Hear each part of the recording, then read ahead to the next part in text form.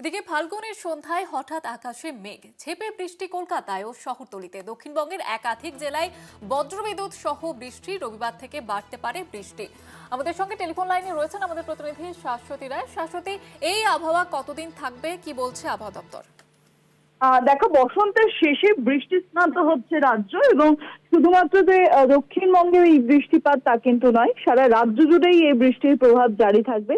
তার অন্যতম কারণ বাংলাদেশ এবং গাঙ্গেয় পশ্চিমবঙ্গের উপর একটি ঘূর্ণাবর্তের অবস্থান, এবং এই ঘূর্ণাবর্তের প্রভাবে প্রচুর পরিমাণে জলীয় বাষ্প রাজ্যে প্রবেশ করছে, এবং তার জেরেই এই বৃষ্টিপাত কিন্তু বজায় থাকবে আগামী 7 দিন। তবে দক্ষিণবঙ্গের ক্ষেত্রে আগামী 2 থেকে 3 দিন সেই অর্থে কিছুটা হলেও বৃষ্টির তোড় থামলেও আগামী আরো 2 দিন অর্থাৎ শনি এবং রবিবার, এই 2 দিন কিন্তু বৃষ্টির পরিমাণ অনেকটাই বেশি থাকবে। তবে বিক্ষিপ্তভাবে আজকে রাজ্যের বিভিন্ন প্রান্তে হালকা থেকে মাঝারি বৃষ্টি হয়েছে, বজ্রবিদ্যুৎ সহ। শহর কলকাতাও যেরকম ভিজেছে, তার সঙ্গে সঙ্গে বেশ কিছু জেলার ক্ষেত্রে জারি রয়েছে সতর্কবার্তা। তার মধ্যে হুগলি, পশ্চিম এবং পূর্ব বর্ধমান এবং তার সঙ্গে সঙ্গে নদিয়া জেলাতেও আগামী 2 থেকে 3 ঘন্টায় হালকা থেকে মাঝারি বৃষ্টি, সঙ্গে দমকা বাতাস বইতে পারে।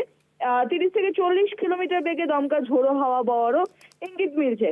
কিছুটা হলেও এই বৃষ্টির বাতের যে প্রভাব তা তাপমাত্রার উপর পড়বে। গরমজনিত যে অস্বস্তি জারি ছিল, সেই অস্বস্তি কিছুটা হলেও কমার সম্ভাবনা রয়েছে, কারণ সর্বনিম্ন তাপমাত্রা বেশ কিছুটা স্বাভাবিকের ওপরে অবস্থানরত, এবং সর্বোচ্চ তাপমাত্রা বা দিনের তাপমাত্রা স্বাভাবিকের নিচে থাকলেও যেহেতু সর্বনিম্ন তাপমাত্রা স্বাভাবিকের ওপরে অবস্থানরত ছিল, সেক্ষেত্রে গরমজনিত অস্বস্তি কিন্তু বেশ কিছুটা অনুভূত হচ্ছিল। বলাই যায় যে আগামী 1 সপ্তাহ যাবৎ বৃষ্টিতে ভিজবে শহর থেকে শুরু করে সারা রাজ্য, এবং এই বৃষ্টিপাত কেটে যাওয়ার পর আগামী মার্চের শেষের দিক বা এপ্রিল থেকে মে মাস পর্যন্ত যে সময়সীমা, সেই সময়ে কিন্তু গরমজনিত যে অস্বস্তি তা অনেকটাই বৃদ্ধি পাবে। ধন্যবাদ জানাবো শাশ্বতী।